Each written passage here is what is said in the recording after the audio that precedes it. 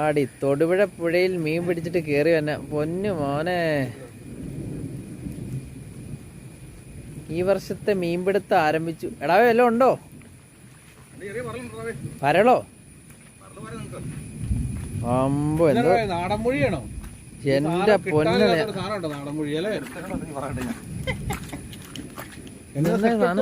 ഇങ്ങോട്ടേ കാണട്ടെ.